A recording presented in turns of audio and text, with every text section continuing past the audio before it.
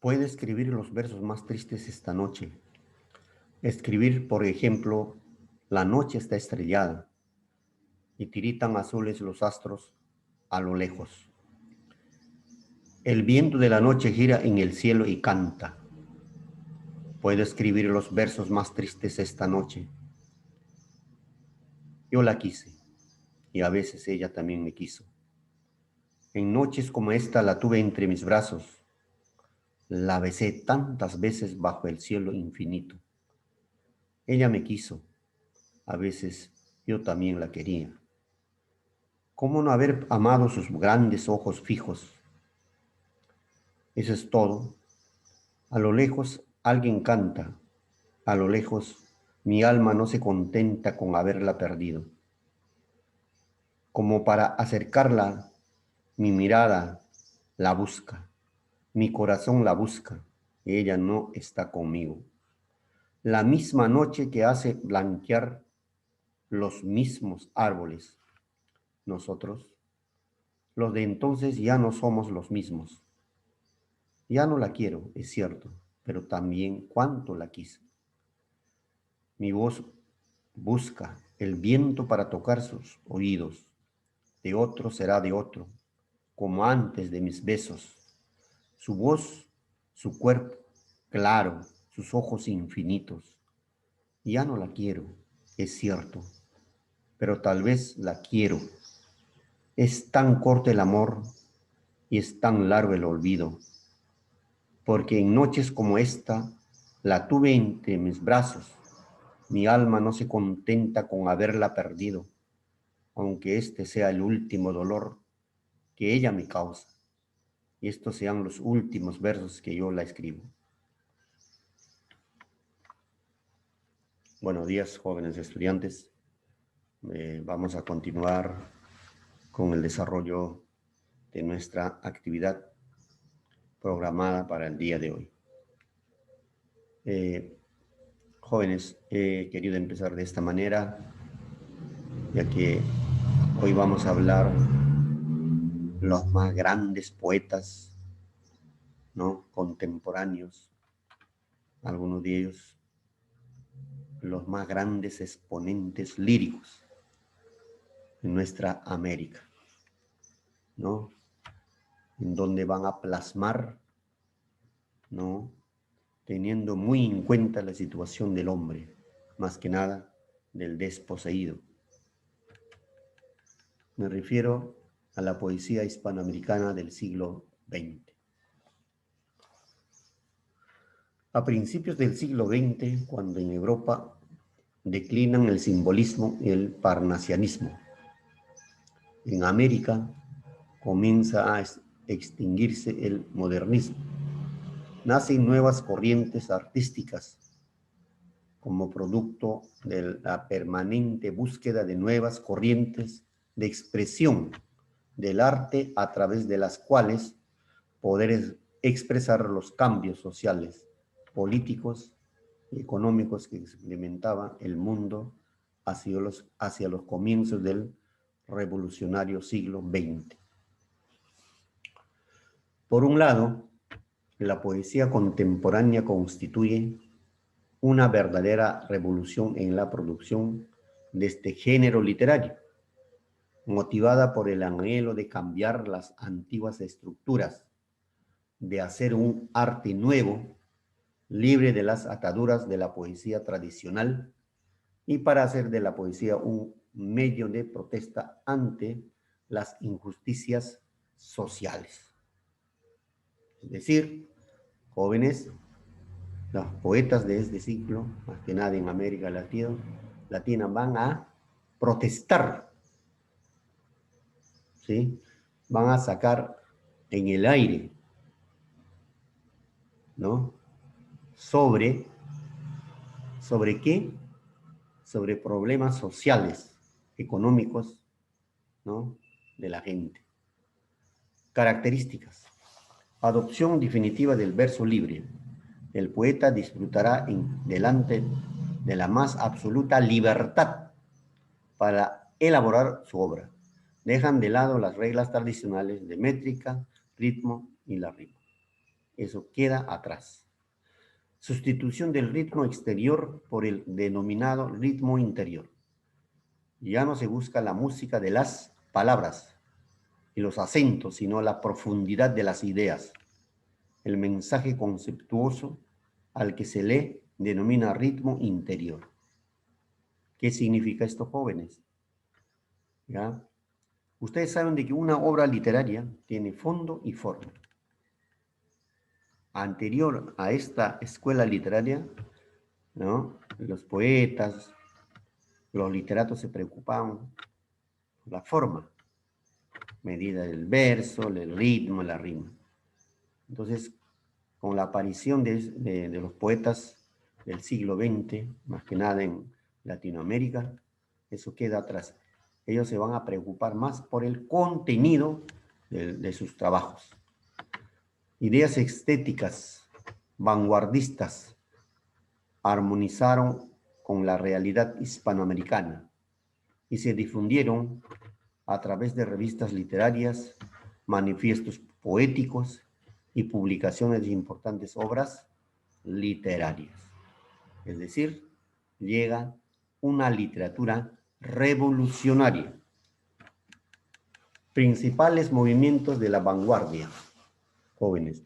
La mayoría de las escuelas literarias pues han llegado de Europa, excepción el modernismo, que surge en América. Entonces, ¿qué cosa es vanguardia? Defensa, denuncia, justicia social.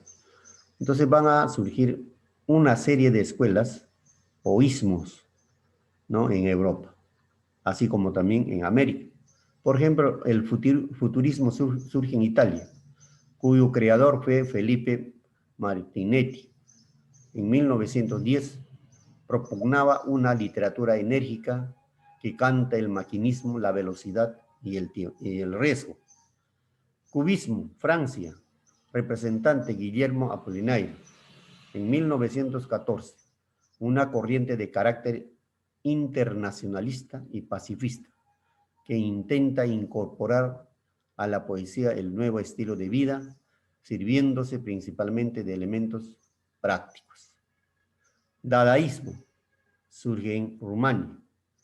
Surge en 1916 con Tristan Tzara, a consecuencia de la Primera Guerra Mundial, propugnada la destrucción del arte y la vuelta al caos primitivo. Ultraísmo surge en España. Esta corriente canta el mundo frenético de la vida moderna, fría y mecanizada, con un estilo artificial o antitradicional. Su gestor principal fue Gerardo Diego. Creacionismo surge en Chile. Este movimiento intenta en sus poemas no reflejar una realidad ya existente, sino crearla a la manera que la naturaleza crea los árboles. Su creador fue Vicente Huidobro. Expresionismo surge en Alemania. Bertolt Brecht, Madre Coraje, logró su máxima violencia en Alemania, vencida, anárquica, pobre de la posguerra, movimiento del interior hacia el exterior, reivindicación desesperada del individuo frente al hundimiento de sus ideales. El expresionismo es una exigencia del espíritu más que un estilo. Otro de los ismos tenemos surrealismo, surge en Francia. Su representante André Breton, en 1924, con su obra El Monte de la Piedad. Proponía que el escritor es un medio que se limita a transcribir con un lenguaje automático, gracias al cual se consignan las más extrañas asociaciones de imágenes al mundo de los sueños, del subconsciente y de las zonas no gobernadas del alma. Surrealismo, ¿no? Luego tenemos existencialismo, Francia. Jean-Paul Sartre, el ser o la nada, basado en la corriente filosófica existencialista, la cual cree que el ser se da solo en la existencia, o existen, por tanto, por esto, no existe lo absoluto, ni lo eterno, sino solo lo pasajero y lo circunstancial de la vida. Acá él acertó, ¿no? La vida solamente es un paso, ¿no? Bueno, esos son los principales ismos de la literatura vanguardista. Otros representantes de la poesía, ¿no? No hispanoamericana del siglo XX. Entonces aquí tenemos los más grandes exponentes de la literatura hispanoamericana, ¿no? En la poesía vanguardista. Tenemos Vicente Huidobro, Chile, con su obra Altazor, Ecos del Alma. Tenemos a Octavio Paz, México, con su obra Libertad bajo palabra. Tenemos a Jorge, el gran Jorge Luis Borges, Argentina, con su obra El Hacedor. Luego tenemos a Pablo Neruda, Chile, Canto General. Otra chilena, Gabriela Mistral, con su obra Tala. Ambos, Neruda y Gabriela Mistral, premios Nobel. Luego tenemos al gran Rubén Darío, Nicaragua, con su obra Azul. Tenemos a Ernesto Cardenal, Nicaragua, Canto Nacional, homenaje a los indios. Y luego tenemos a nuestro hermano mayor, el gran César Vallejo, en el Perú, con su famosa obra Trilce. ¿Ya? Son los representantes de la poesía hispanoamericana del siglo XX. Ahora vamos a escuchar un poco la vida de este famoso poeta, autor del poema 20. Pablo Neruda fue un poeta, escritor, diplomático y político chileno, ganador del Premio Nobel de Literatura 1971 y considerado uno de los escritores más importantes e influyentes del siglo XX. Nació el 12 de julio de 1904 en la provincia de Linares, Chile. Hijo de un obrero ferroviario y una maestra de escuela, Neftalí Ricardo Eliezer Reyes Basso Alto, más conocido como Pablo Neruda, perdió a su madre al mes de haber nacido. En 1906, la familia se traslada a Temuco, Cautín, donde ingresa al Liceo de Hombres de Temuco. En ese periodo Neruda comenzó a escribir poesía, obteniendo el tercer premio en los Juegos Florales de Maule con su poema Sueño de una noche chilena 1919. En 1920 egresa del liceo y comienza a contribuir con la revista literaria Selva Austral, donde estrena su seudónimo. En 1923 publica su primer libro, Crepusculario, cuyos gastos de publicación sufragó él mismo con la colaboración de amigos. En 1924 Pablo Neruda publica 20 poemas de amor y una canción desesperada, obra que lo situó como uno de los poetas más destacados de Latinoamérica. Comienza su larga carrera en la diplomacia en 1927, siendo cónsul en Birmania, Sri Lanka, Java, Singapur, Argentina y España. En 1936 estalla la Guerra Civil Española, 1936-1939, hecho que sumado al asesinato de Federico García Lorca, conmueven profundamente a Neruda, quien se compromete con el movimiento republicano, primero en España y luego en Francia. En 1938 regresa a Chile, manteniendo en sus escritos una tendencia política y social bien definida. En 1945 Pablo Neruda recibe el Premio Nacional de Literatura y es elegido senador de la República, uniéndose al Partido Comunista de Chile. En 1946, asume como presidente de Chile Gabriel González Videla, quien comienza una persecución contra sus antiguos aliados comunistas, forzando a Neruda al exiliarse en Argentina. En 1952 regresa a Chile, donde es recibido con un gran acto público y un año más tarde recibe el Premio Stalin de la Paz. En 1965 se le otorga el título de doctor honoris causa en la Universidad de Oxford, Inglaterra. En 1971 Pablo Neruda recibe el Premio Nobel de Literatura y el Premio Lenin de la Paz. En 1973 renuncia a su cargo de embajador de Chile en Francia por complicaciones en su estado de salud, y tiempo después fallece en Santiago de Chile, debido a un cáncer de próstata, 23 de septiembre de 1973. Para recordar a uno de los más grandes escritores y poetas que ha dado nuestro continente, te traemos algunas de sus mejores frases. En un beso, sabrás todo lo que he callado. Es tan corto el amor y tan largo el olvido. Si nada nos salva de la muerte, al menos que el amor nos salve de la vida. El más grande de los hombres sencillos, nuestro maestro. Hay un cierto placer en la locura, que solo el loco conoce. Quiero hacer contigo lo que la primavera hace con los cerezos. Conocer el amor de los que amamos es el fuego que alimenta la vida. Sufre más el que espera siempre que aquel que nunca esperó a nadie. Podrán cortar todas las flores, pero no podrán detener la primavera. El amor no se mira, se siente, y aún más cuando ella está junto a ti. Para que nada nos separe, que no nos una nada. ¿Cuál será la diferencia entre tener paciencia para nada y perder el tiempo? Bueno, hemos escuchado su biografía de este famoso escritor. A su vez, pasa como tan igual como César Vallejo, que pasa por diferentes etapas, ¿no? Etapa del romanticismo en juventud, etapa de maduración y luego etapa política. Igual, Neruda, por ejemplo, en su primera etapa escribe este poema 20, ¿no? Que nos habla o quiere expresar ¿no? La ambigüedad del sentido del amoroso, ¿no? La tristeza, su melancolía al perder su amada, ¿no? Esto es lo que Pablo Neruda, ¿no? Plasma en el poema 20, ¿no? Eh, donde quiere expresar el sentir amoroso, la pérdida, la angustia por el vacío que tiene en su corazón, ¿no? Entonces, ahí eso es lo que, este está en su pertenece a su primera etapa, es decir, a su primera etapa como escritor, ¿no? Entonces, este es justificable porque todo ser humano pues pasa por diferentes etapas y lo más lindo, más sublime es la etapa de su juventud, adolescencia, qué sé yo, más adelante, ¿no?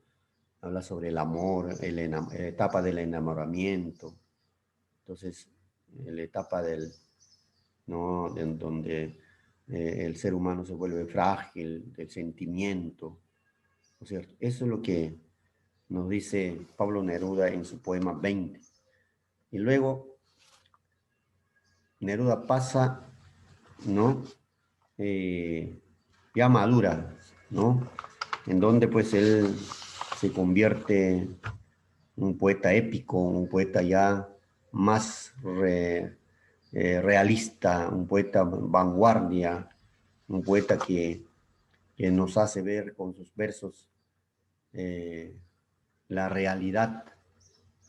Por ejemplo, hay un poemario llamado Canto General, ¿no?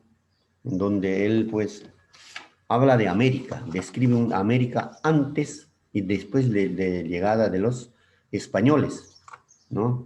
Por ejemplo, dice, antes que la peluca y la casaca, fueron los ríos o ríos arteriales, fueron las cordilleras, en cuya honda raída del cóndor o la nieve parecían inmóviles. Fue la humedad, la espesura, el trueno, sin nombre todavía, las pampas planetarias. El hombre tierra fue, vasija, párpado del barro, trémulo, forma de la arcilla, fue cántaro, caribe, piedra chicha, copa imperial o ciélice araucana.